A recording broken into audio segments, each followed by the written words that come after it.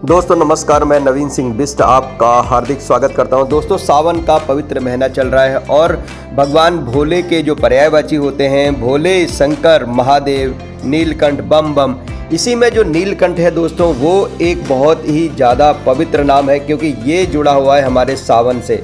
सावन में भोले को जल क्यों चढ़ाते हैं, इसके पीछे हमारी ये पौराणिक कथा है जिसके बाद भगवान का नाम नीलकंठ पड़ा। दोस्तों ये कहानी बहुत ही अच्छी है और आपको नॉलेज के रूप में ज़रूर जाननी चाहिए। समुद्र मंथन से जुड़ी है। जब प्राचीन काल में देवताओं और दैत्यों के बीच में समुद्र मंथन हुआ, जिसके बाद विभिन्न प्रकार की चीज़ें निकली, बहुत से रत्न निकले, बहुत से अच्छी चीज़ें निकली, बहुत सी खराब चीज़ें भी निकली, लेकिन इसी में एक महाउग्र जहर कालकूट नाम का विष निकला।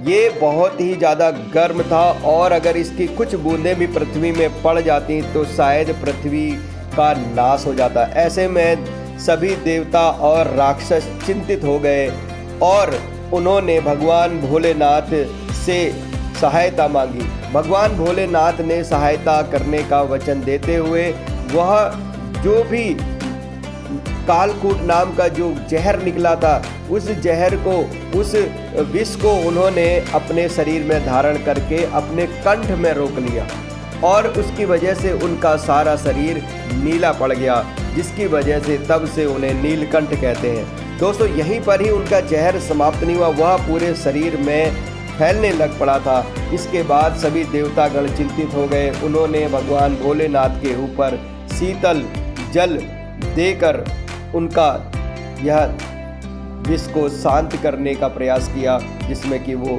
सफल हुए। इस प्रकार हम तब से लेकर आज तक सावन के महीने में ही नहीं बल्कि जब भी हम भगवान भोलेनाथ के दर्शन करने जाते हैं तो भगवान के ऊपर जलाभिषेक करते हैं। कुछ लोग अपनी श्रद्धानुसार दूध से और धतूरे से, फल फूल आदि से भी भगवान की पूजा अर्चना करते हैं। तो दोस्तों ये था उनका रहस्य। इस बार जो हमारा सावन का महीना, पवित्र महीना चल रहा है, यह 17 जुलाई से 15 अगस्त तक है। दोस्तों हम सभी को भगवान भोलेनाथ की कृपा से, जिनकी वजह से हमारी यह सृष्टि चल रही है, हमें उनकी पूजा अर्चना करनी चाहिए और भगवान भोले को प्रसन्न करने का प्रयास करना चाहिए। यहाँ पर दोस्तों एक अन्य जानकारी भी मैं आपको देना चाहूँगा जो अति महत्वपूर्ण है। दोस्तों भगवान भोले को भोले क्यों कहते हैं, भोलेनाथ क्यों कहते हैं? क्योंकि यह नाथों के नाथ हैं, इसलिए इन्हें भोलेनाथ कहते हैं और यह तुरंत या बहुत ही जल्दी प्रसन्न होने वाले भगवान में से एक है। अगर कोई भी भक्त सच्ची श्रद्धा से उन पर जलाभिषेक करता है तो वह एकदम प्रसन्न हो जाते हैं। इसी प्रकार भक्त के प्रतिदिन ओम नमः शिवाय कहने से भी भगवान भोलेनाथ प्रसन्न हो जाते हैं।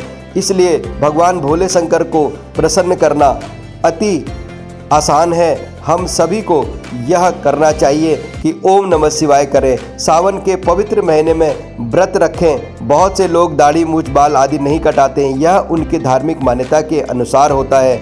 भगवान भोलेनाथ को प्रसन्न करने के विभिन्न उपाय हमें करने चाहिए जिससे कि भगवान भोलेनाथ की कृपा बनी रहे और हम सब पर, जैसे कि उन्होंने इस सृष्टि को बचाने का प्रयास किया और वो सफल रहे, इसी तरह से हमें भी अब आने वाली मुश्किलों जो कि आज हमारी धरती पर आ रही हैं उनको बचाने का प्रयास मनुष्य के द्वारा किया जाने चाहिए। हम सब भगवान भोलेनाथ की कृपा से खूब पढ़े लिखें, एजुकेटेड होकर अपनी इस धरती को बचाएं। प्रदूषण से, ग्लोबलाइजेशन से, जनसंख्या विस्फोट से, गरीबी से और विभिन्न प्रकार की प्राकृतिक आपदाओं से बचाने के लिए हर एक व्यक्ति को प्रयास करना चाहिए। भगवान भोलेनाथ की कृपा आप सभी पर बनी रहे।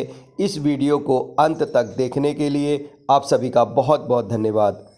ओम नमः शिवाय।